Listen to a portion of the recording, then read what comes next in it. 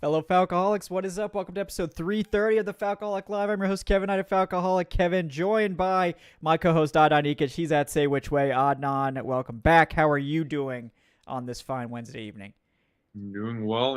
OTAs have started. We can overreact to who's there and who's not there, more importantly. So, it's just like Tis the season. like Yes. we're back in the season. Yes, and as you guys can see, we've brought back, of course, Eric Robinson at _Eric_Robinson over at ESPN for the reprisal of our season prediction show. You guys loved that show so much last year. We knew we had to do it again, and this is, of course, the perfect time of year for two season prediction shows because, like you said, OTAs are happening, but there's not really much we can do with that except maybe overreact to the news that Kyle Pitts is possibly injured again, which I'm sure, there's a lot of overreacting to go on there. But before we get to that, Eric, how are you doing, my friend?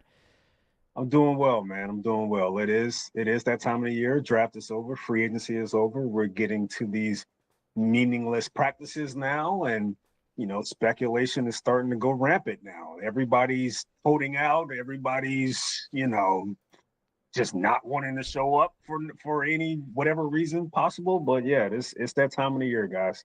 Yeah. These kids these days are scared to compete, Or are they smart? Which one Maybe, is it? yeah, Really? it's probably that they're just way smarter and more business savvy than everybody else. Right.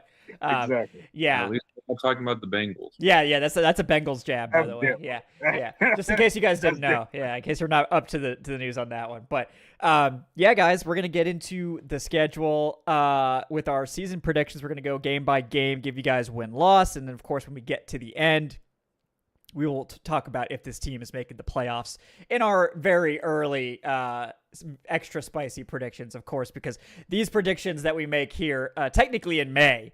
At least the first half of it will be made in May. Obviously these will be our final predictions without any opportunity to change them. We have to nail it right out of the gate. So Do you guys remember what your prediction record was last year? Well, I don't want to talk about it. I have the document still. If you guys want me to pull it up, we can reference. I was like, yeah, 10 wins, like maybe 11. I'm like, if Yeah. we get it done this year, I'm never trusting him again. Yeah. Yeah, I was in that same ballpark.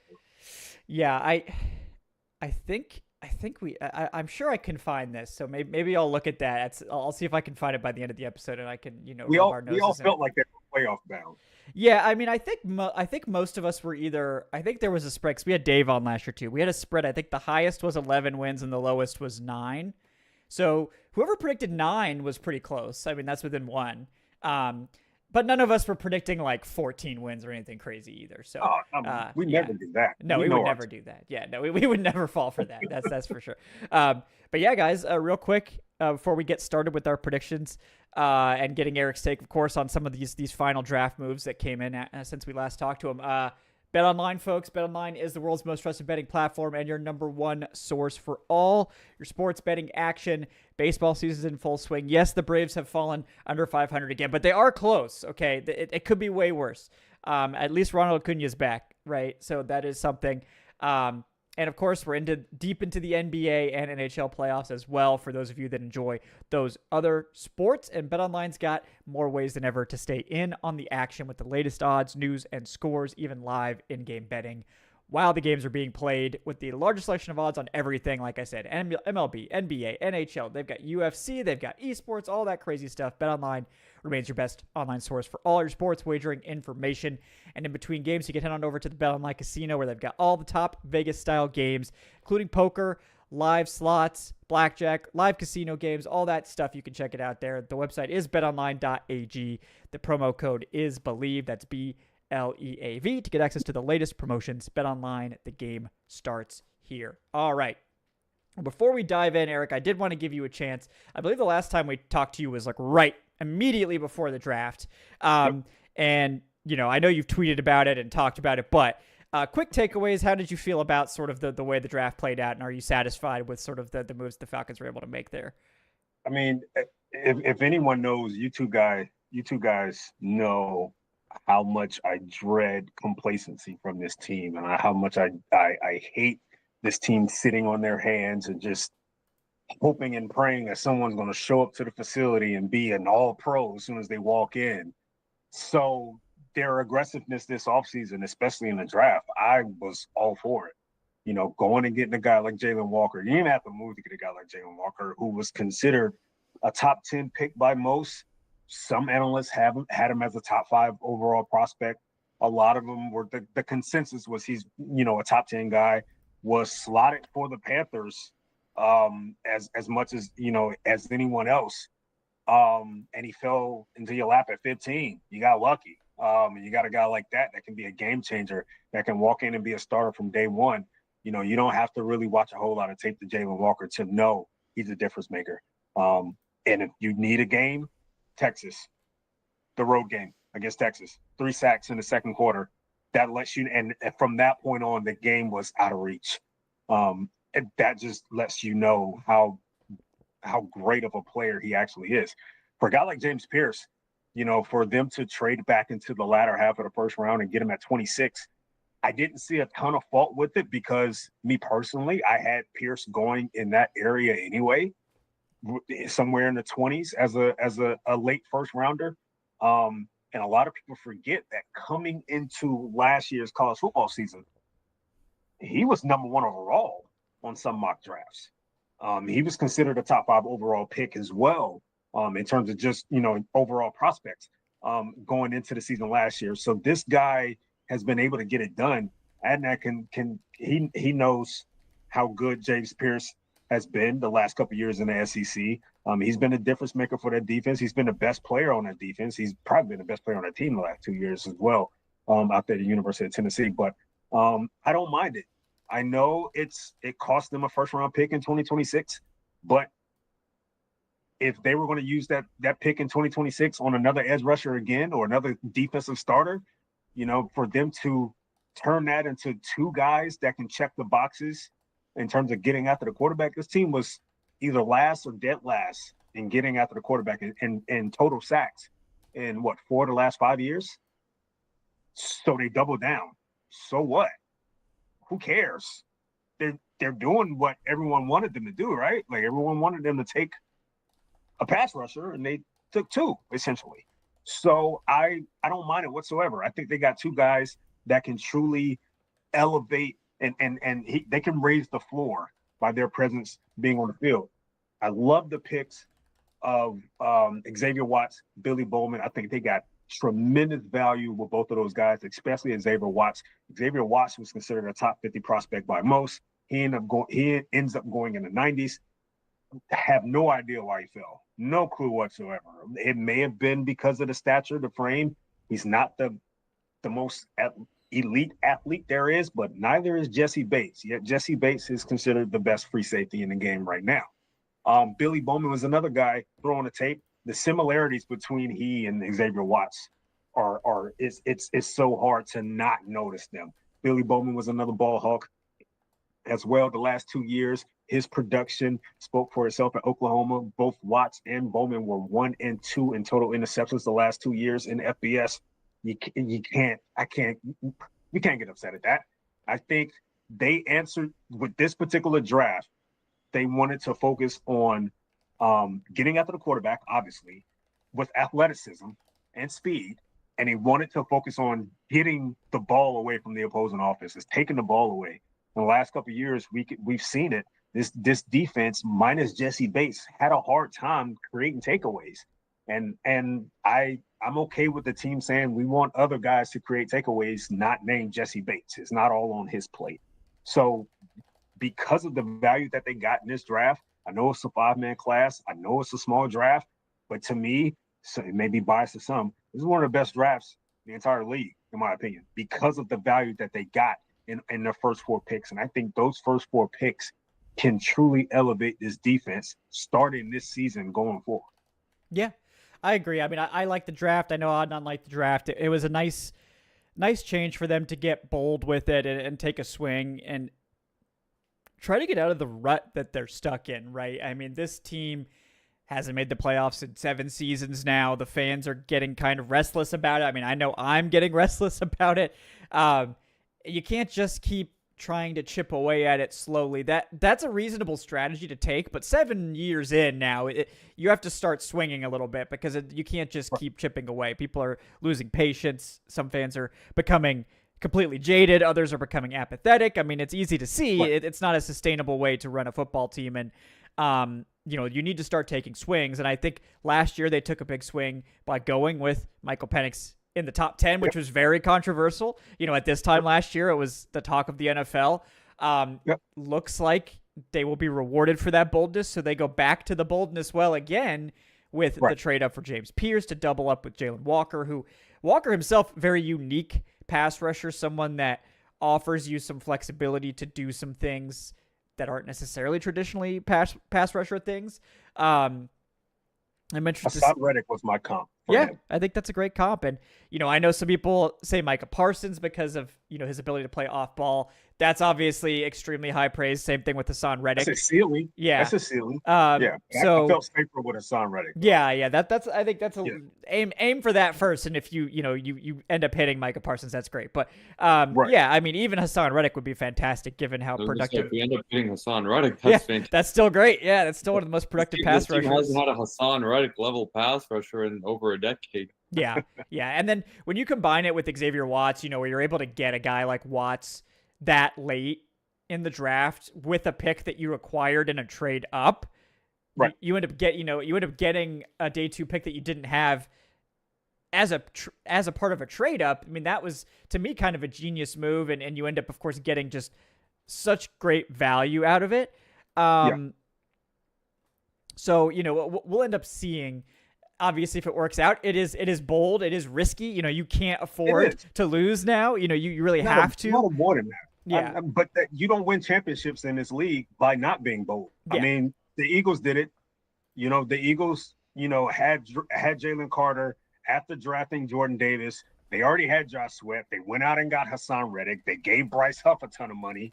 They were aggressive. They didn't sit back and just, hope for the best that these guys will grow. They got aggressive and went out and got whoever they wanted to get. Same with the Chiefs. The Chiefs have been – look at what they did last year. You already had Patrick Mahomes, but you drafted Xavier Worthy. You already had Rashee Rice. You went out and got DeAndre Hopkins. You went out and got Hollywood Brown. Like they didn't sit back and say, hey, we're fine with where we are. We want to get better. We want to increase that gap between the next team behind them. Now, everyone wants to point up the whole trading the future first thing and whatever. It's cool. I get it. But if you go back to 2023, and I know some people may not see the similarities. The Texans traded a future first to move up to get Will Anderson after they drafted CJ Stroud. So it wasn't a situation where, like the Falcons, where they got their quarterback in one draft and went and got aggressive, and went and got their edge rusher in the next draft. The Texans did this all in one. They took CJ and literally traded up and sold a future first to get the best pass rusher in the draft at that time, in Will Anderson. If James Pierce was considered the number 2 edge rusher in this draft, which was arguably the best position in the draft in terms of depth, how can we really knock it? The Texans did it, and it's starting to work. It's starting to pay off a little bit. You're starting to see it. But the Falcons now, they got aggressive. They went and got a guy that was considered the number 2 edge rusher, maybe number 3 in some eyes. But, Walker and Pierce were right there next to each other in terms of just overall edge rankings. I don't see what the problem really is. If the team got aggressive and say, hey, we sucked at getting out of the quarterback for the last 5 years. We were terrible. Let's not just draft one guy and say, okay, we did our part. Yeah, exactly. Yeah, and it ended up obviously working out for the Texans because that first they traded away ended up being in the 20s, right? And if you can do that, then you're all good. So, right. I agree. It was a worthy swing. Now we just have to see it work out. I think the Falcons have made good moves, in a vacuum a lot of these years. They just haven't translated. But, I think everybody was pretty happy with the Judon move. Unfortunately, that just didn't work out. It didn't work, yeah. But it was, you got to keep swinging. If you stop swinging, you're never going to hit, right? You're never going to hit anything. So that's not a jab at the Braves shutout last night, I promise. Yeah, sorry, guys. Didn't mean to bring that up. But, wow. Yeah, sorry. This is what happens whenever I watch the Braves. It's just like, wow, I can't do it. I'm a true curse for that team. But you're not the reason that team is offensively inept right now, Kevin. I'm glad it's not my fault. Their guy is back. Their horse in the stable is back. So I know a lot of opposing fans were accusing the Braves of cheating in 2023. And if they were, let's kind of do it again. Like, you know, can we get back to that? Yeah. Can we go back to what was working? It's obvious. Adnan just wants to win, man. It doesn't by any means. They're not trying hard enough. Man. Yeah, they're not trying hard enough. Man, if the Falcons, are you telling me that you wouldn't take, the Falcons fudging some numbers and doing some unethical things for a championship? Piping some crowd noise, Oh wait, we already did that. Yeah. Absolutely. The crowd noise didn't help. No, that didn't help at all. Yeah. I wouldn't go as far as like set a bounty against No, that's too far. But that's just ludicrous. Like, man, what's going on? But just like hacking into like the pitch system that they were supposed to or like changing the PSI on the footballs and stuff like that. Little things that can give you the edge, the competitive edge. Hey man, I'll sacrifice a first rounder for a title. Like, come on now. Who wouldn't? Who among us? Look, I have some coworkers that are Falcons fans as well, and we've all said that if we get a chance to go to a Falcons Super Bowl parade, we're going to take plenty of time off. Okay. This is going to be a well-deserved parade. Oh yeah. We're all going to celebrate. I will be there no matter what. Yeah. No matter what. Okay. Yeah. No, we know that's gonna happen. If that ever happens, I don't care if I'm in a walker from the nursing home. I'm getting my ass on a plane and getting down to Atlanta. The tank will be right there in my lap, and I will be cheering that Lombardi Trophy, baby. Let's do it. Yeah, I hope we do get to experience that one day. I know all of you would like to see that as well. But before we dive into the predictions, want to, of course, congratulate Eric Robinson on his Emmy victory with ESPN NFL Live. Tremendous work, Eric, and we are so proud of you. And we just, wanted to let you know publicly that, all of Eric's hard work is, of course, due to I groomed him, of course, on the Falcoholic Live to become the man that he. No, I'm just kidding, Eric. It's all Eric. Yeah. No, Eric's tremendous talent, and we love him. So I appreciate it, man, and you guys know Falcoholic is always dear to me because it gave me the start that I needed. It gave me the experience that I needed to even land at ESPN. So I'm always grateful for Falcoholic, man. And it was pretty cool. This is the first Emmy award for NFL Live. It's been on air for roughly 20 years. So we not only won, but we made history. So it feels pretty cool. It feels pretty cool to be a part of that. So thank you. I appreciate it. Yeah. I mean, how many other shows have an Emmy winner, joining as a guest? I mean, it's true. Yeah. I think we cornered the market here. So. But honestly, NFL Live, like in general, I feel like it's, and I'm not just saying this because Eric's here, but I feel like it's tremendous you look at ESPN's NFL content and compare it to ESPN's NBA content, and it's like a 180, like night and day. Like NFL Live is like incredibly informative. You have Orlovsky, you have Mina Kimes breaking down tape, breaking down formations. Like you watch it and you'll learn something new about the game, something new about, what teams are doing. And it's just incredibly informative. And then you get to ESPN's NBA stuff, and it's literally just gossip. And it's like, okay, like, this is, I'm wasting my time here. The one thing I will say, Live has definitely put forth the effort to stay away from the hot takes. Like we are not a show that's really centered around that. Even when those are brought up in meetings, we kind of sort of dismiss them because we rather just go off the hard evidence that is the games and the numbers itself. And we kind of sort of just leave rumors and all that type of stuff where they are, unless something truly happens and we have to report it. But outside of that, we stayed away from that, man. We'd rather just give the fans what they want. Yeah, and that's something that'll really be beneficial in the long term versus you can trade that for short-term clicks, and what will really get you at the end of the day. Right. Oh yeah. No, it's been awesome to watch, and yeah, love the program as well. So definitely check it out, guys. After you're done here, go watch some NFL Live when that gets going. But yeah, also we got Brandon Brass with the $2 saying congrats on your award, Eric, as well. So thank you, appreciate it. Yeah, guys, let's dive in to the Falcons 2025 schedule. We are, in case the number of games has changed constantly. We are at 17 games, 18 weeks, so it's for now 17. Yeah, for now. Probably for one. This is probably the last year. Yeah, that's probably gonna be 18 next year. So don't get too comfortable. Yeah. The NFL owners get whatever they want eventually. So that 18th game is just a matter of time. Yeah. Are you guys happy with the 5 primetime games? Yeah, I was surprised. I thought we'd still get like 2 or 3, but 5. I mean, they're tied for the third most. Like, yeah. So I mean, surprising. Oh yeah. Yeah. The Michael Penix effect. Yeah, I mean, usually it's like this would be like usually we'd get the Titans treatment where they're like, oh well, we didn't really see much of your rookie quarterback, or we haven't seen enough, so you got to earn your primetime games. But I guess to be fair, last year, like with Kirk, I mean, they were like must see TV. Every primetime game was pretty lit, right? So if the kids still say that, I don't know, but yeah, I don't know. Do people still say lit? You guys weigh in every now and then. Yeah. Okay, Unc. Yeah. That's. I just project that in. I turned 32, and then that's just it. It's all downhill from here.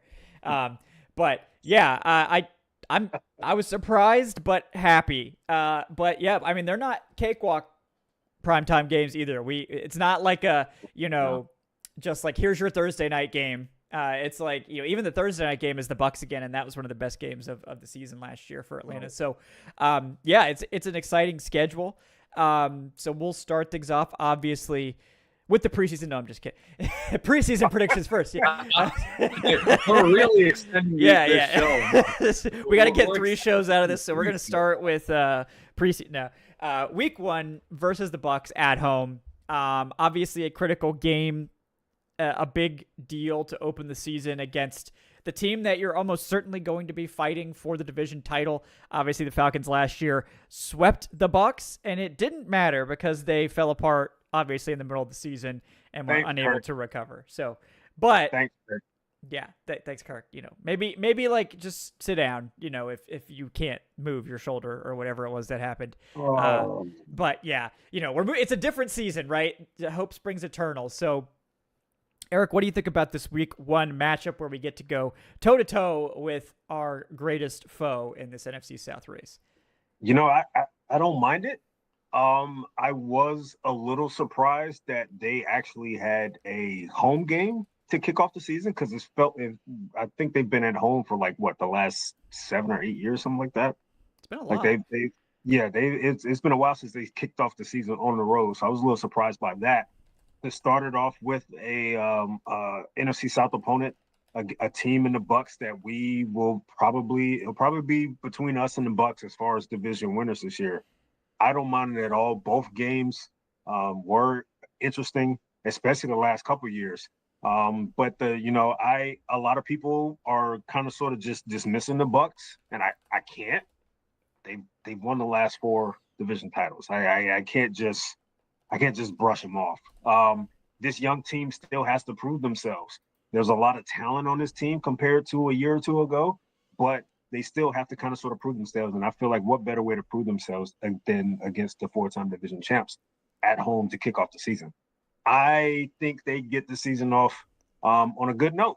Unlike last year, they kind of sort of ran into a wall, which was the Steelers' defense, and the offense sputtered a little bit, and they lost by 8 last year. Fairly competitive game. It was still a winnable game for sure. But they just didn't have the answers offensively. Again, thanks, Kirk. Yeah, whatever. He just won the season. Yeah. So yeah, but I think they get the season started off right with the win at home against the Bucs. Yeah, no, I like that. Adnan, what are you thinking about this one? And just by the way, for everyone, that we do actually have odds on this week 1 game from BetOnline, and the Falcons are currently 2.5-point home underdogs, which to me is weird, considering that the Falcons swept the Bucs last year. And one of the games, the Falcons actually dominated for the most part. The other one was definitely down to the wire. But That just for that context. But yeah, what are you thinking, Adnan? Look, I'm gonna be furious after the team doesn't play any of the starters in the preseason, and then they come out maybe sluggish in that first half against the Bucs.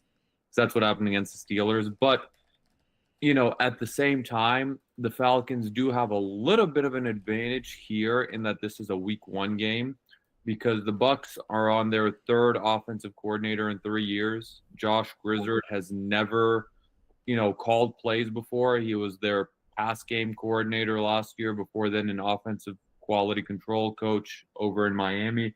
So we saw it firsthand with Zach Robinson last season, in that it took Robinson a little bit of time to sort of get into that rhythm of that, of calling plays. It's its own art form. You don't just, start week 1. You've never done it before, like on a competitive level in a regular season game, and then all of a sudden you just have it down like this.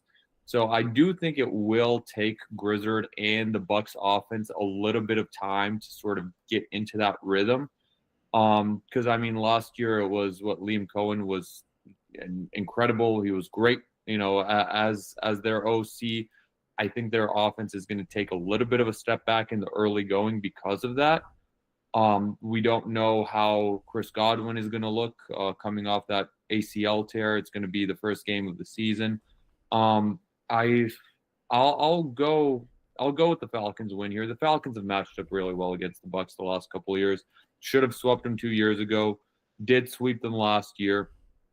I think they will at home. I think they're going to send a message, and it's a necessary message to basically tell the Bucs, hey, we're going to be in it, for this division all year long. We know that you've won it the last 4 years, but it's a new season. It doesn't matter. It's going to be a 1-0 start. God, I hope it's going to be a 1-0 start, because in a vacuum, this is already like one of the 2 or 3 most important games of the season right away in week 1. Yeah. Go for real quick. Their starts the first 3 years in the first half of the season. Like last year, they started off 4-5. The year before that, they started off 3-5, and the year before that, they started off 3-5. So they are slow starters to the season. So this is definitely a way to get a game up on the Bucs early on. Yeah. No, I agree, and I think it's critical that they do come out hot in this one and find a way to get this win. You kind of have to take advantage of a Bucs offense that is hopefully not firing on all cylinders. I think that's an important piece that you guys brought up. And, I think you have an opportunity to do that. Godwin may or may not be on the field at this point, which means that we will be seeing, the rookie receiver, who I really like, obviously, Emmy Egbuka. Jalen McMillan is good. That guy at wide receiver 4, god damn. Yeah, they just really wanted to hose my dynasty team most of all, because I had Jalen McMillan, and I was like, oh, I hit big on this 4th round pick. And yeah, thanks guys. It's still his first ever game. Egbuka. I get it, but that's what a luxury. He's very good. Yeah, he's very good. Don't get me wrong. That plays into the advantage for the Falcons. Yeah. So we'll see exactly how the Bucs are looking at that point. The Bucs offensive line wasn't the greatest last year. They did struggle a bit on the interior. Graham Barton was I think a solid rookie center, especially considering he was a rookie, right, at center. But they did have some weaknesses there that weren't there in the past. They did get sort of a better second season from Cody Mock, so that was helpful. So we'll see how that plays out. And can Baker Mayfield keep it up? This is a quarterback that has been very inconsistent in his career, but has had 2 good years with the Bucs here. So we'll see. But yeah, go ahead. Yeah. No, you didn't give your prediction yet. I'm sorry. No, it's okay.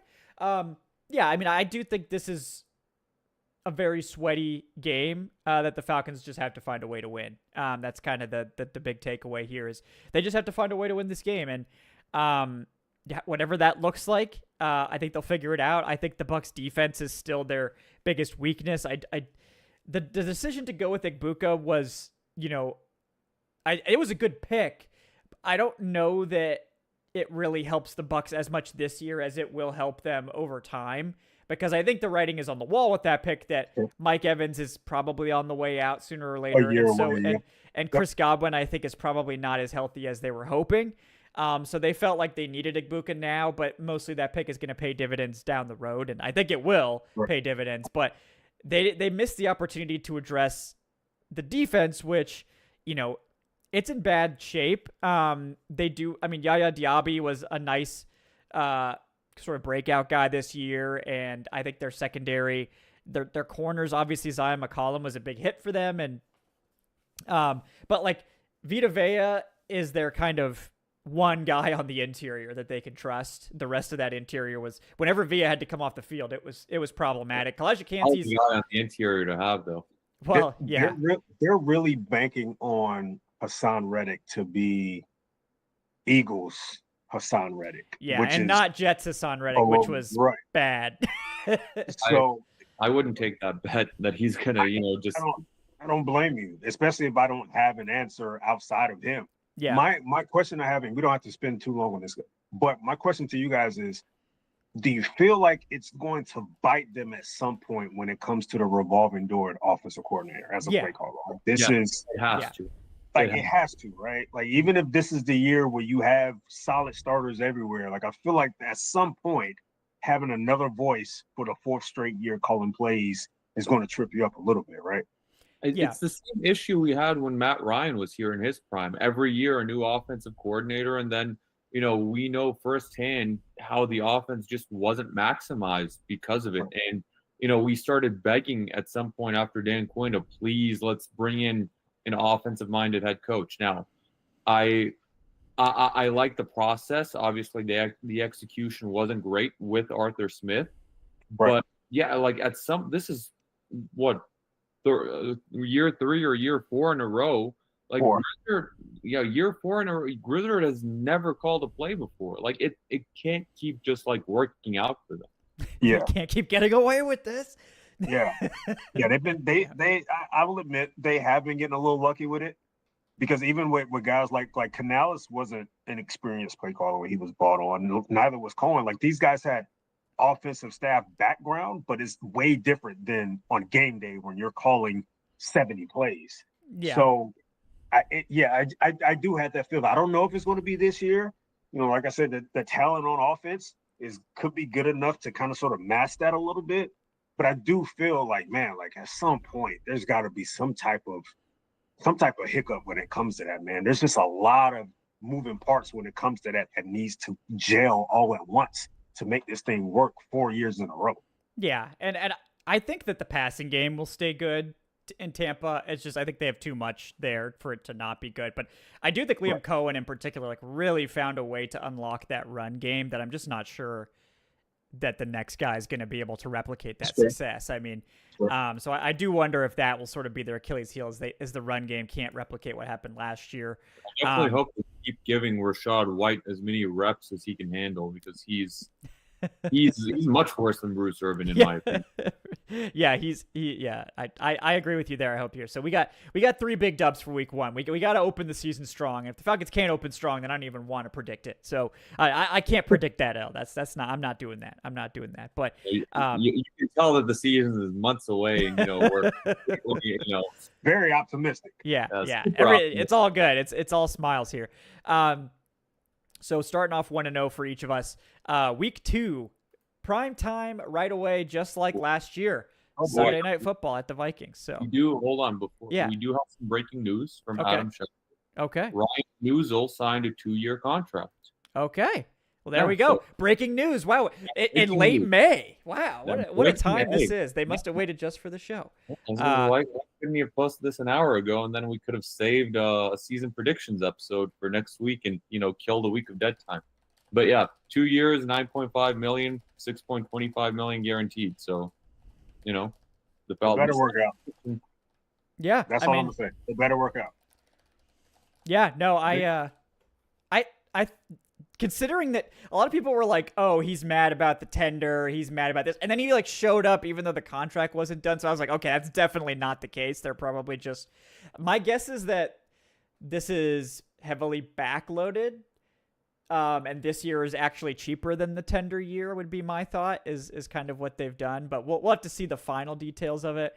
But yeah, exciting. And Ryan News was locked up. So great job. Good breaking news hit there. Yeah, and we're professionals. We got that. We put that in there, and now let's continue on. Yep, just slot that right in. I need to get the drop like they have on the Heed the Call podcast, where it's like, oh, we got breaking news. It's like, we gotta get some drops going. And also, Corey, you're right. It's Bucky Irving. I said Bruce Irving. Oh, Bruce Irving. You did. Yeah, if they had Bruce Irving out there, I would be a little bit more concerned about the pass rush. But former Seahawks defensive end. So, yeah. That's right. That we always thought would somehow end up in Atlanta and yet never did. So, hey, we got O'Brien Schofield that one year instead. That's right. That's a deep cut. That's a deep cut. Yeah, that's a real deep cut. On the bingo card tonight. Yeah, I didn't expect that O'Brien Schofield. Shout out to O'Brien Schofield. I hope he's doing all right. But all right, week 2, Sunday Night Football, just like last year. Immediately, the Falcons go like from the frying pan into the fire to have to play a playoff team on the road on Sunday Night Football right out of the gate. The Vikings, obviously one of the more, I guess, mysterious. I wouldn't say mysterious, but like there's a lot of like variation baked into this Vikings team, because this is a team that won 14 games last year, and ended up, kind of striking gold with Sam Darnold. And obviously Sam Darnold has his limitations, but in that offense, they really seem to hit it off. And then obviously Sam Darnold exits for JJ McCarthy. And that's a complete question mark because he missed his entire rookie season with injury. The Vikings have made a lot of moves to try to shore up the offensive line. It's particularly the interior, where they were like one of the worst in the NFL last year. They obviously have Justin Jefferson, which is, great for them, bad for everyone else in the NFL. But the Vikings defense kind of is still the big question mark, which is weird because you think of Brian Flores there and how good he is. That defense was extremely hot and cold last year, and kind of led to a lot of shootouts, which Sam Darnold was actually able to navigate pretty well. But yeah, Adnan, I'll let you take the first crack at this one. What do you think about this week 2 matchup? This is actually one of the toughest games to predict for me, like in the entire season, because you have, on one hand, this does also, just like Bucs week 1, there are factors at play, which gives you an advantage in that this is a very early game in the season, mostly being JJ McCarthy. We don't know how his recovery is going to be. It will feasibly possibly be his second game ever. If it doesn't go, as it should, then you have what Sam Howell is who they traded for or signed or whatever. But it stands to reason that you would much rather face McCarthy early on in the season versus late on, when he, could be getting into his stride and when he could be improving as the season goes along. Now, of course, on the other end, it's also it'll be Michael Penix's 5th ever regular season game. Yep. And in Minnesota is a hell of a hostile crowd, on a Sunday night game. It's going to be their home opener. I think they're going to have an extra day or 2 of rest because they play on Friday night in Brazil in week 1. Brian Flores' defense. Brian Flores is one of the best defensive coordinators in the league, and he is someone that gets after you. He will, I think he's going to dial up that blitz an extra hefty amount of times, playing against, the young quarterback to really test Michael Penix's mettle. I want to predict a win here, but I'll go with a narrow, heartbreaking defeat in week 2 on the road. I just feel like, despite the fact that it will be McCarthy's, possibly second game ever, he has some real horses in that wide receiver room that are, really tough to keep up with in Jefferson. And then you have Jordan Addison, who's one of the best number 2 wide receivers in the league as well. Aaron Jones seems ageless, at running back. So I think they'll have just enough on offense to outlast the Falcons at home in this one. But I could honestly see this one going either way, but for the official prediction, I'll go with the defeat here. Yeah, I think that's a pretty balanced take on this game, which again, I think that is one of the more mysterious opponents of the season. And Eric, how do you feel about this one? Man, we don't fare well in Minnesota. No. Don't have great history there. Really don't even have great history against this team, regardless, whether it's in Minnesota or in Atlanta. I do agree with Adnan that this is the time of the year that you probably want to take a crack at this Vikings offense because, as he mentioned, this is going to be JJ's second game ever as a professional. He does have some thoroughbreds in the stable with Jefferson and Addison, who are, at worst, they're a top 5 duo in the league. Maybe, top 8 at worst for most. But you got a guy like Aaron Jones who has been productive the past couple of years.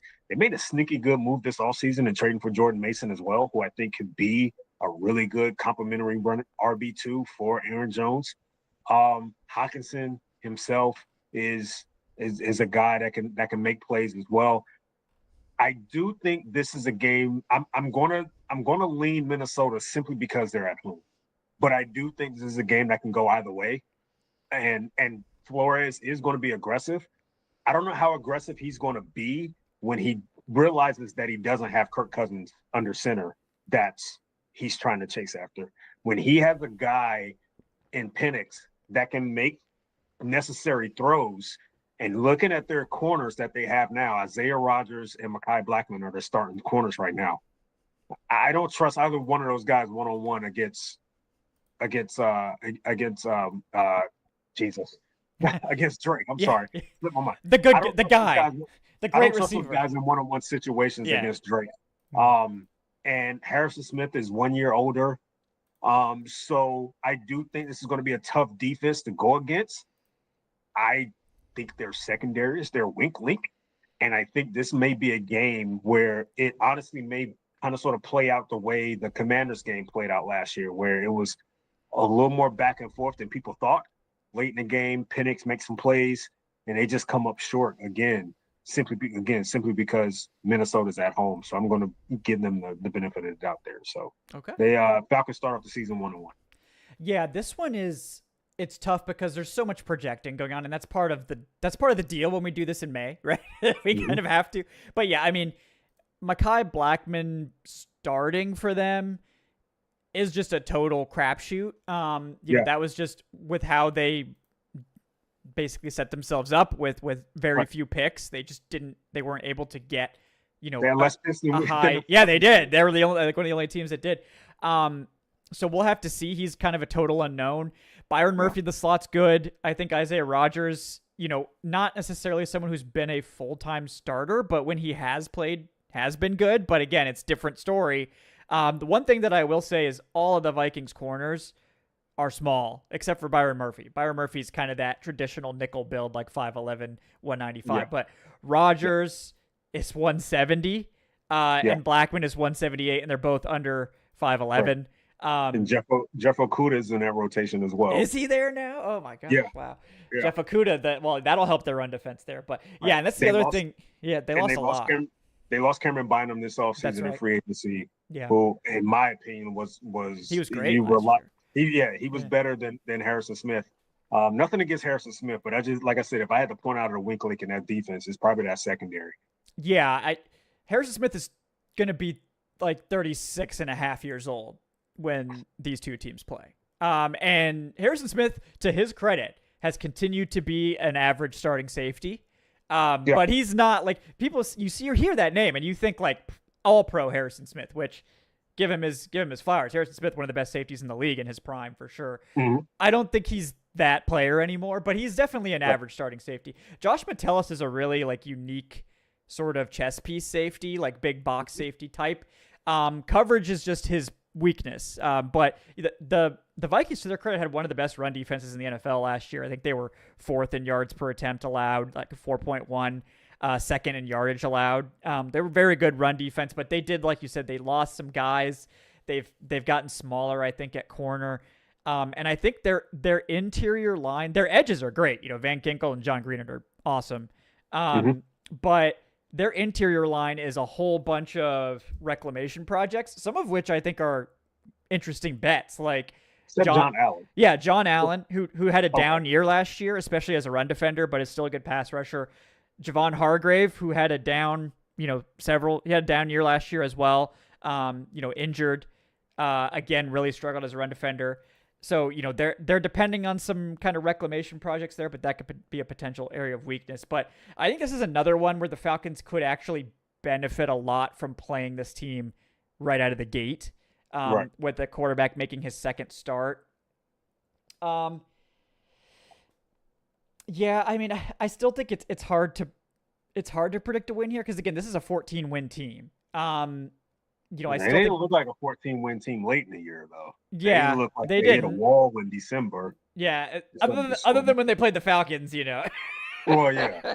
Well, yeah, Other than that's that, like though, yeah, they struggled to score against the Lions, especially in the red zone. yeah, their last two That games, Yeah, they that got, Rams yeah, defense, they just embarrassed them. yeah. So No, I, I I understand how much credit is that 14 wins. How much credence are you giving to that? Honestly, right. I mean, I don't think they're gonna be a 14-win team this year. Mhm.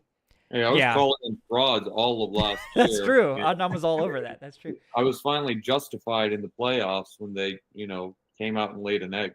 they Yeah, didn't look as if they belonged on the same field with the Rams, man. Right. And that was kind of odd for a team that won 14 no, games. it was a bizarre end to the season. Yeah.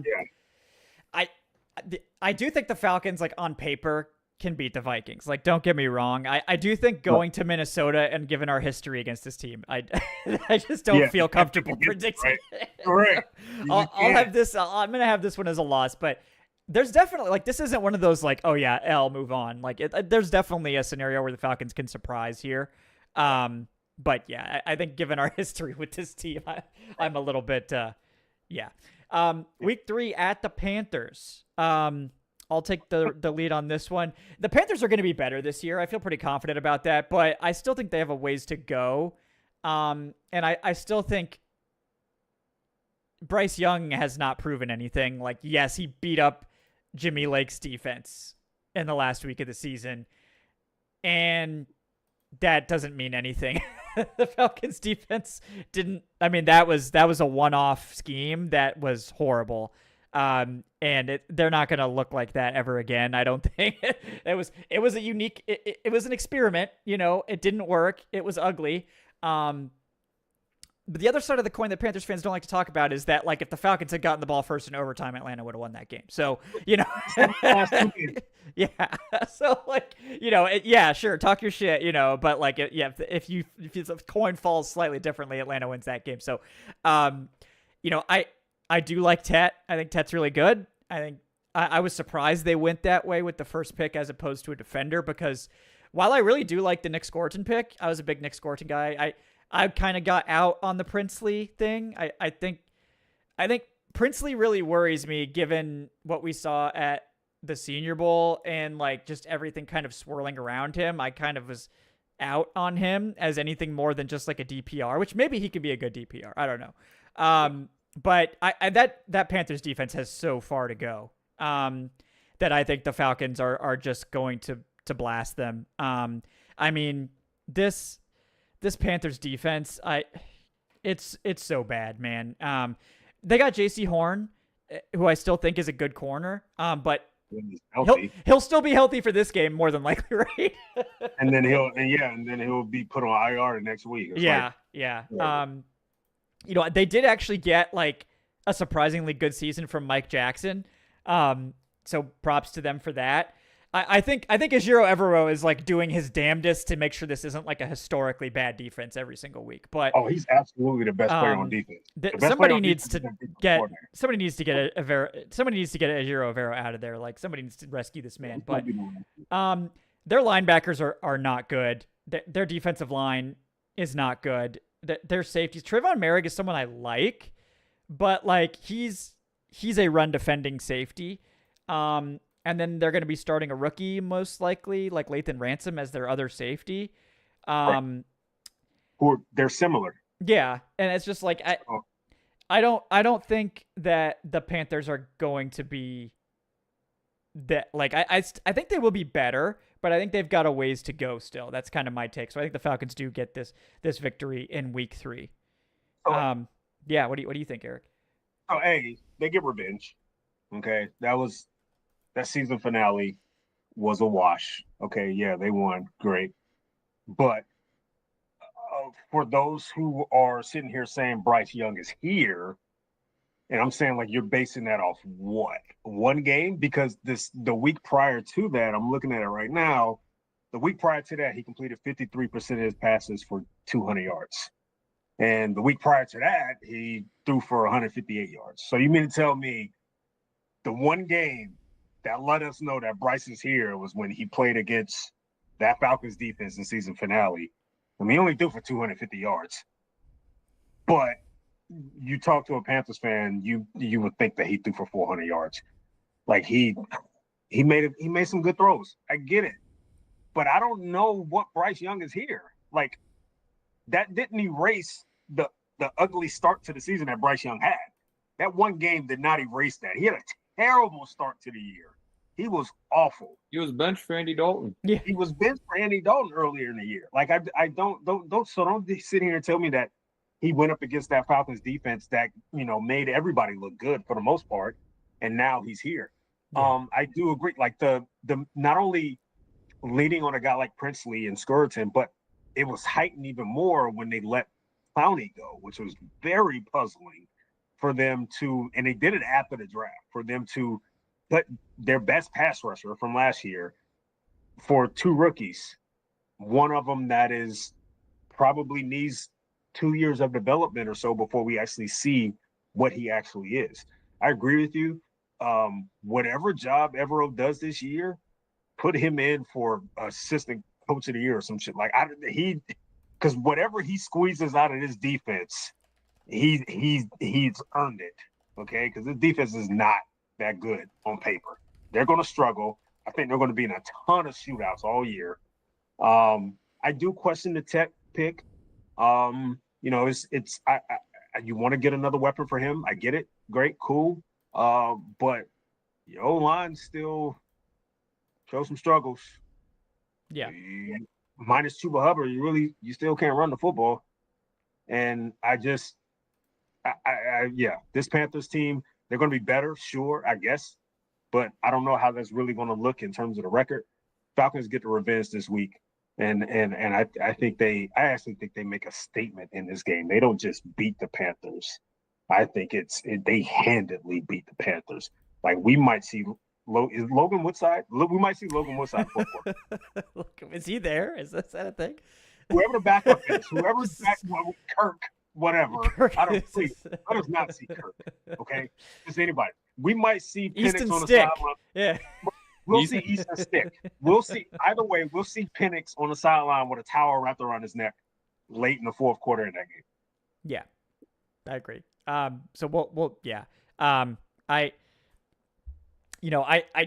think the Bryce Young crowning is a little too premature. Like I get it. Like, oh well, he played this team well, and he played this team well, and he played this team well. Like, yeah, like the Falcons played everybody close too with Kirk Cousins, and how good was Kirk Cousins actually? Like last year, right? Like it's like I just he didn't play Dallas. He didn't play Dallas well. He threw 2 picks against Dallas and barely threw for 200 yards. Yeah, I mean he didn't have. Yeah. Like you would. Yeah, I agree with you. Like it's like this is the stat lines, okay? Like from week 13 on, right? Week 13, 191 yards, and 1 touchdown, 1 interception. Week 15, 219 yards, 1 touchdown, 2 interceptions. Week 15, 158 yards, 2 touchdowns, no interceptions. That's good. They did actually beat the Cardinals in overtime. It's one of the worst defenses in the NFL.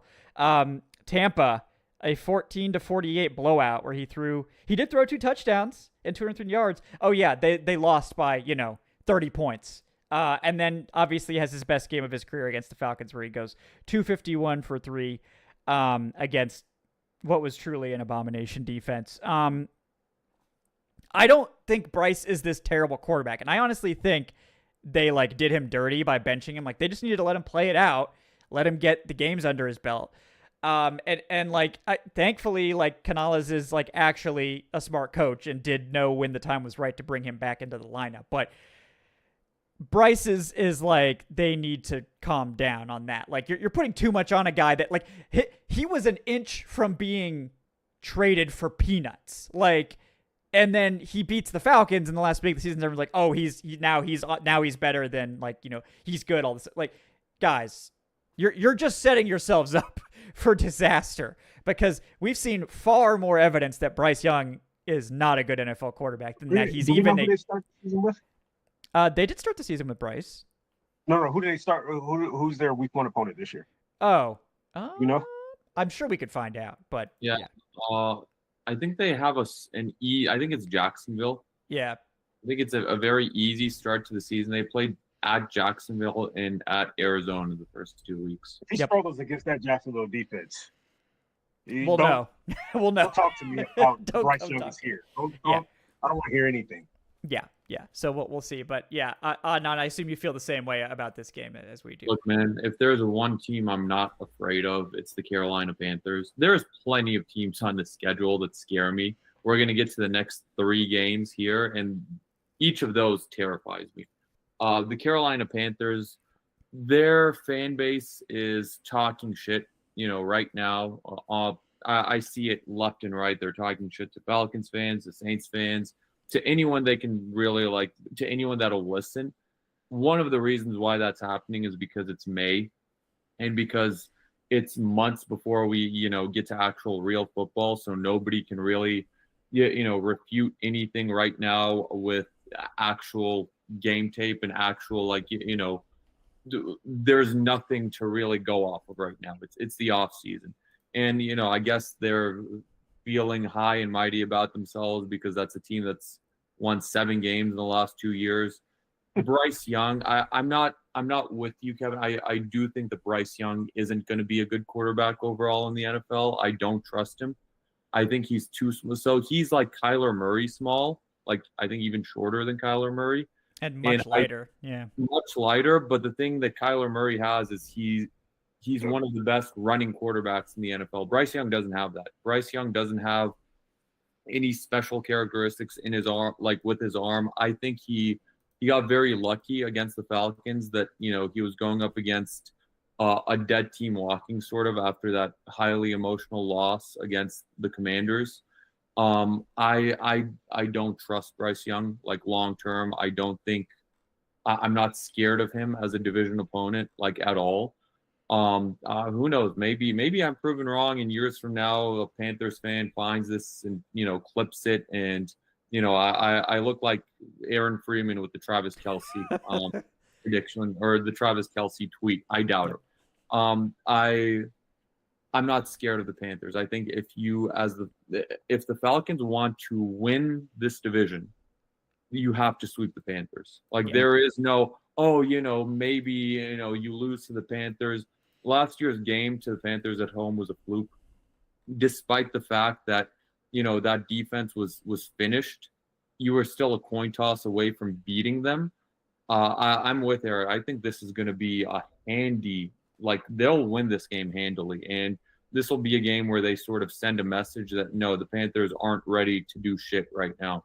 They're not going to be ready to do shit for a while. That's also a franchise that hasn't made the playoffs since 2017, except, you know, somehow they seem even worse than the Falcons right now over the past few years, because at least the Falcons didn't gift wrap the number 1 overall pick to any other team. I think that Bryce Young trade is going to go down in history as one of the worst ones we've ever seen. And yeah, I think the Falcons are going to crush them in this game, and they'll start the season 2-1, and they'll need to because of what's coming down the hatch next. Yeah. I think the Falcons got to get this win. That's part of it. I think, like, as much as, like, Falcons fans are kind of like, where are the Panthers, like, getting all this, like, energy from, like, off of this overtime win where they gave up, you know, all these, like, I mean, it's like, okay, like, sure, if you want to, you got to do win that. That win got you to win number 5. Yep. It cost you, like, probably a blue chip prospect as a result. What makes you think you're here now? Yeah, like right. let's calm down. Let's calm down there.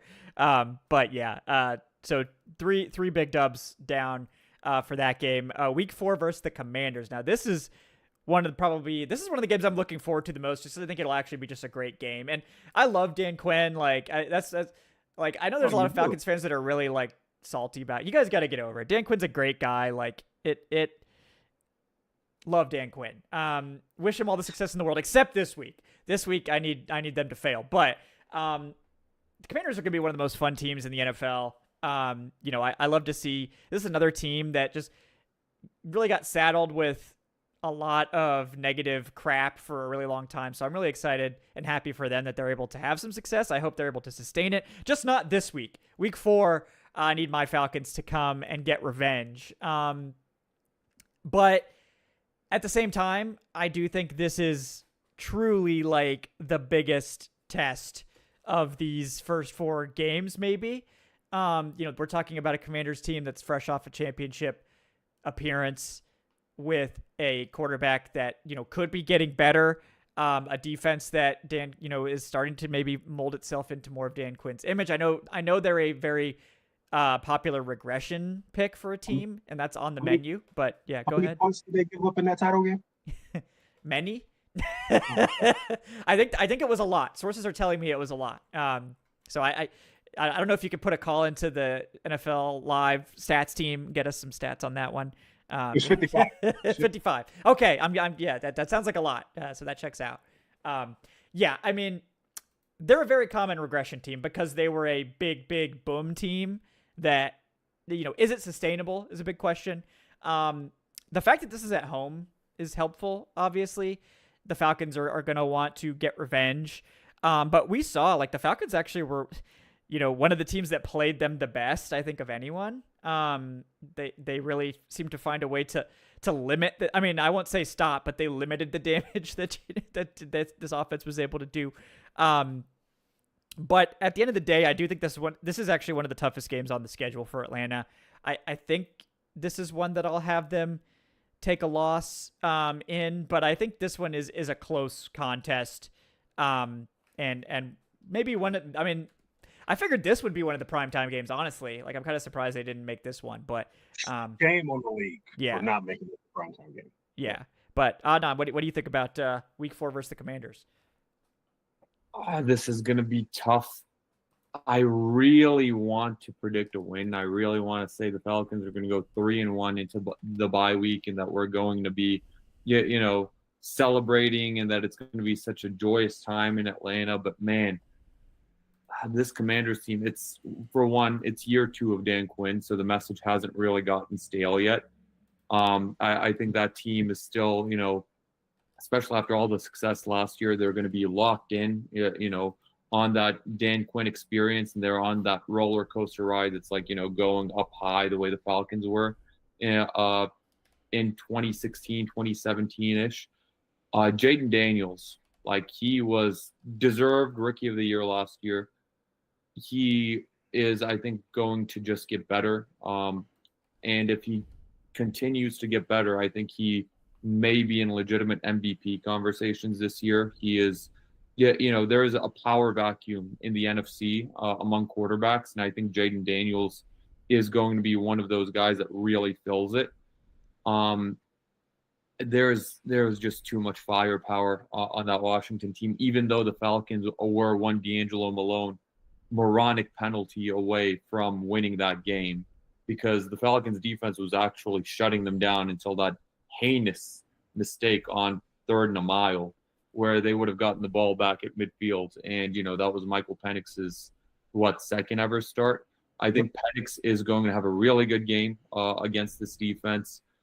But, that offense, man, like, Terry McLaurin, very consistent wide receiver. They traded for Deebo Samuel, who's going to just make that offense even more dynamic. I really like what Brian Robinson is doing. I like the 1-2 punch that they have with him and Austin Eckler.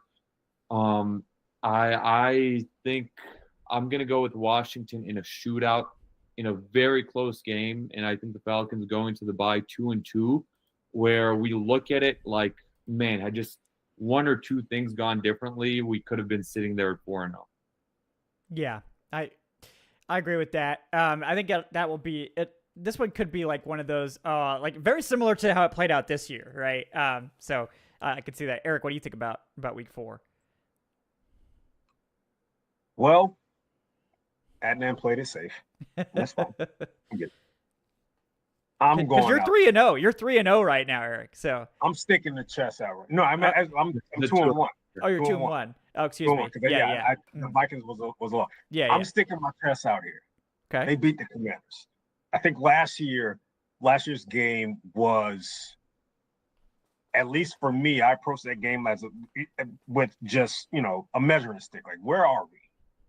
I didn't really go into that game thinking like, hey, they should do this, they should do this. I just wanted to like, where are we against a team that's hot right now? And you got a guy in his second career start going on the road in DC late in December on national television and played the game that he played.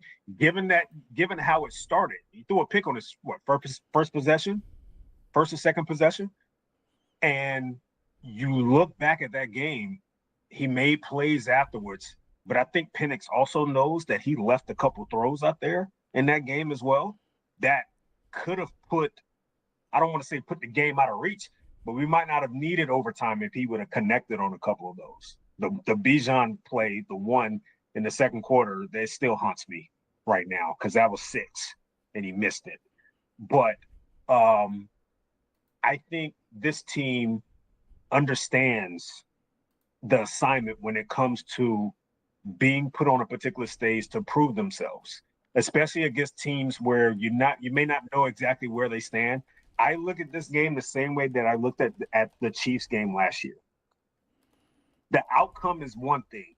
I just want to know how you play this team for 4 quarters. And you go back to that Chiefs game last year, they should have won that game, to be honest with you. They matched blow for blow with the Kansas City Chiefs on Sunday night at home. And they have an opportunity to do it again against the Commanders team that I think is going to be good. I don't know about Debo. I don't know what Debo we're going to see. The name is there, but I don't know what Debo we're going to see. They didn't really make a ton of improvements defensively, in my opinion. They're still kind of sort of banking on Marshawn Lattimore to be the Marshawn Lattimore from 3 years ago. And I don't even know if they have that. They let Dante Fowler go. He went back to the Cowboys. They don't really have a lead horse in the stable there as far as edge rusher. I think their best edge rusher right now is Dorrance Armstrong.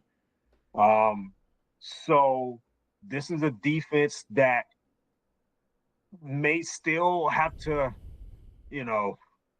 just squeeze whatever they can squeeze out and get by in a particular game. This defense doesn't scare me. I'll be honest with you. It didn't scare me last year with a rookie quarterback. It doesn't scare me now. So I think this is a game where they know they should have won last year. And I think they're going to approach this game as if they know that they need to win this year to make a statement. And I think they go out there I think they go out there at home against the Commanders and they get a dub here. And I think they kind of sort of send a message going into the bye week. Yeah, I could see that. I could definitely see that, and I appreciate some optimism here, and I like getting some spicy takes off. Because we all know actually predicting what the hell this team is going to do is a fool's errand. It's almost impossible. Though we were doing really well last year, actually. For like up until the Kirk Cousins meltdown, I think we were right on the money in terms of our predictions. Yeah. But yeah, let's do one more, and then we'll save the rest for part 2 next week. So obviously we got the bye. Week 5, which kind of sucks that it's that early, but not a great bye. Not a great bye. Hate everything about it. So that's a big L. You get an L. Somehow you take an L at the Week 5 bye. But it's nice to have ahead of one of the most difficult opponents on the schedule in the Buffalo Bills. Thankfully in Atlanta on Monday Night Football. This is a tough game, no doubt about it. Adnan, what do you think about the Bills in Week 6 on prime time? I think this is the hardest game on the schedule. Yes. And I think the fact that it is at home, and I think the fact that you are coming off a bye week will be a little bit of an equalizer. because, there is no one else on the schedule you'll really need more time to prepare for than Josh Allen, the reigning MVP, arguably the best quarterback in the NFL right now. He seems to just be getting better and better with each passing year. I am still kicking myself for not taking him number one in my dynasty startup draft last year.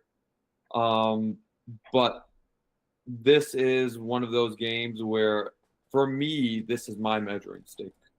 You're playing Buffalo at home. This feels like the year where, for the Bills, just from looking at it from their perspective, it has to be this year, right? When it comes to getting out of that AFC. Like, it has to finally be this year. It better be.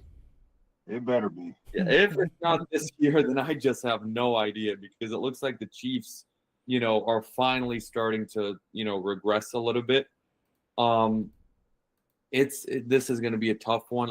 This is one of those games where if you play them very hard, and if if it comes down to the wire, I'll be satisfied. I'll still be optimistic. I'll be like, okay, I'll be holding my head high the next day, even though, if it is a loss, I just don't want to see them come out, lay an egg, get blown out, have Josh Allen put, a 40 burger up on national television. Yep. But one of the reasons why I absolutely hate this bye is that it's coming before this game. Right. And I think this game will be one where the bye gets wasted. I would much rather have the bye week before, another, more marginal opponent, another opponent that's like closer to you. I'm predicting a loss here. I think the Buffalo Bills are just, I think with Josh Allen, it's going to be too much. Hopefully another loss that's very reasonable, one that's very close. Right now, that puts me at 2-3, and I know that will incite some panic, especially given the fact that the Falcons don't have the first rounder next year, and we're gonna see some meltdowns on Twitter. My prediction, maybe for me, yeah, maybe from us. That's a free square. Yeah. If it's 3 defeats that are very, very close, like one possession losses, I feel like I'll be the first one saying, "Hey guys, let's settle down. Let's not panic." Just given the fact that this right now we're in the middle of the toughest 3-game stretch of the season: Washington, Buffalo, and San Francisco. The schedule makers didn't do the Falcons any favors the first 7 weeks. I think this is a brutal stretch, and I don't think 2-3 is the end of the world. But yeah, man, this is. The Buffalo Bills are juggernaut. Yeah. It's this tough. is not the Bills. This isn't the Bills of a decade ago. No. Yeah, this is a tough one. Eric, how are you feeling about facing the Bills on Monday Night Football? Yeah, I'm going to use this game the same way that I used the Chiefs game last year. Like, I really didn't even slap a prediction on that game. I didn't really feel convicted with a prediction last year. I just wanted to see how you show up. I just wanted to see how you look. And I'm with Adnan on that one. Last year, again, I just wanted to see how they looked against the Chiefs, and they hung with them till the final possession of the game. So I was okay. I mean, I don't like losing, but I was okay with that loss. So I'm gonna use it here as well against the Bills. I'm gonna simply because they're the Bills and they have Josh Allen. I think the Bills do get the win here in Atlanta and push the Falcons to 3-2. But I'm more so just looking like how competitive are you? If this is a 4-quarter game and it comes down to the final possession or two, man, I'll be honest with you. I'm okay with that. I'm okay with that. I'm not hanging my head low. I'm not sitting here saying like this is, I'm just looking at this game like, hey, we showed that we can hang tough with the mighty. So I'm okay with that. So like I said, I'm going to give the Bills the dub here, push the Falcons to 3-2. The Falcons started 3-2 last year as well with that. I think that Bucs win was the one that put them over the hump at over 500 at that point. But yeah, I'll give the Bills the dub here. Yeah. And just like that Chiefs game, I feel like the next day, like the analysis, even from the national media, was, hey, the Falcons hung tough. Like, it wasn't the Falcons went out, played poorly. It was yeah, the Falcons deserve some respect, for that performance against the defending champions. I mean, hey, like it came down to the wire. It came down to a possible blown. I mean, there was more talk about the blown call, the blown pass interference on Kyle Pitts than there was about anything else. Yep. And I feel like the Falcons will really, garner some respect if, they'll garner some respect come Tuesday morning if they play the Bills tough. This one, even if it is a defeat. Yeah, no, I'd agree with that. I think that's a good thing to keep in mind here is, this is one of the toughest games on the schedule. We just need to see that the team, like it's like one of those, classic litmus test games. Like how close are you to being on this level with the big boys of the NFL, the teams that if you want to compete for a Super Bowl, you have to not only be able to hold your own against, but actually beat at some point. And how close the Falcons get to that will be very informative, even if it's unlikely to result in a win. And if it does result in a win, then we'll probably be sitting pretty at that point. That will be a big accomplishment on the level of like that Eagles win from last year, which was the crowning jewel of the season, honestly. So, the talk, real quick, the talk around this Falcons defense, of course, centers around the pass rush. Man, this is a game right here. This is a game right here where you're looking at it and saying, hey, this is why we drafted Jalen Walker. This is why we traded up for James Pierce. This is why we brought in Leonard Floyd. Like, I'm not sitting here saying you got to get 8 sacks on Josh Allen, but this is the game where you're looking at the pass rush and say, hey, guys, I need y'all to show up this week. Yeah, you'll need it if you want to have any chance. Absolutely. So that's the first 6 weeks of the season, guys. We will be back next Wednesday to close it out with the final 12? 11? 11 games? 12. 11 games? 12 weeks, 11 now. games? I don't know. Yeah, something like that. For now. Yeah. Yes, it's 12. Math checks out. Yep, 5 games, 6 weeks, 12 games remaining. Yeah, we're good at math here. So we will be doing that next week. So come back next Wednesday for the final takes on that. Before we get out of here, I apologize, Alex. I missed your question earlier. Alex Foster with the $5 super chat. Thank you so much. Asks, with all the moves the Falcons have made lately, do we still feel hesitant with Jeff Ulbrich, especially considering he wasn't most fans' top choice? I would say that I don't feel hesitant about Jeff Ulbrich. I think the thing with Ulbrich was that it wasn't like a exciting hire. Like if you were looking for some massive change to how Atlanta does things like that's not going to move the needle for you in that way. But I do think Jeff Ulbrich is someone you can depend on to get the defense to a respectable place, which is why I was like fine with it, but I wasn't like excited about it because I was hoping for more of like a swing or going back to Ryan Nielsen, who we saw have this great success. Right. Jeff Ulbrich is a good defensive coordinator. He's not overly flashy or like a paradigm shifter or anything like that. But for this team that like just really needed to get their defense to just a like respectable place, like low, like 18th is what we're looking for, right?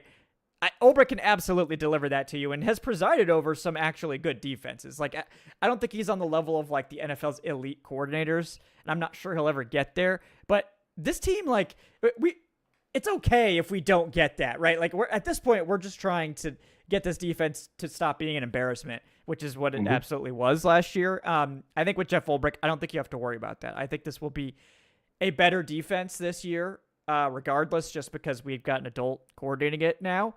And, when Raheem was coordinating it, it looked okay too. But, it just the addition by subtraction alone and on the defensive line spot with Nate Ali coming in for Jay Rodgers, I think will be massive. So, yeah, I'm definitely not concerned about Ulbrich. I think he'll be fine. Agreed. I think he'll be okay. I think a lot was on his plate last year as interim head coach.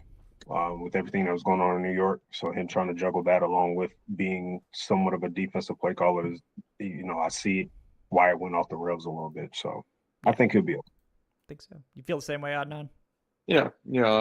I'm with you. I think it was one of those where it was, you were disappointed that it wasn't a bit of a splashier name that was hired as DC. I don't think Ulbrich was in either of our like top 2 or 3 when we were discussing it, but I feel like it's sort of a safe hire. And I think, he's someone that, has called plays before. He's someone that, has experience. And at the end of the day, I feel like that in of itself is going to be a massive upgrade over Lake, who was one of, the worst, arguably, if not the worst defensive coordinator in the league last year. Just hope he learns to lock his laptop, even at home. Yeah. Yeah, that's one way. That's one place we need to improve. The operational security. But other than that, yeah, I am hopeful for Jeff Ulbrich and hope that things can work out for him here. Definitely was someone that was very popular among the players here when he was here last time. Someone that obviously did preside over some good defenses in New York, even though the Jets were not a good team. The defense was kind of the only thing that redeemed that team at all for his tenure. Yeah. But yeah, Eric, we've kept you long enough. Eric, he's at ESPN, of course. Congrats to Eric once again on his win. Eric, let the people know where they can find you and if you want to plug anything else before you go. At Twitter, man, at _Eric_Robinson. And as always, I will plug the Falcoholic, the one-stop shop that you need for everything Falcons. This is the time of the year where, whatever news that you get from the Falcons, I mean, it's not really going to be much of anything, but hey, still, the Falcoholic has you covered. Yeah, absolutely. Well, thanks so much to Eric for coming on. Thanks, of course, to Adnan Ikic as well. He's at Say Which Way. Adnan, anything else you'd like to let people know about before we sign off tonight? Also plugging the Falcoholic. What I didn't do last week in plugs was I did my annual Falcons Rest Advantage, Rest Breakdown article right after the schedule got released. So it's sort of just a different way to look at the Falcons schedule, just like a different perspective.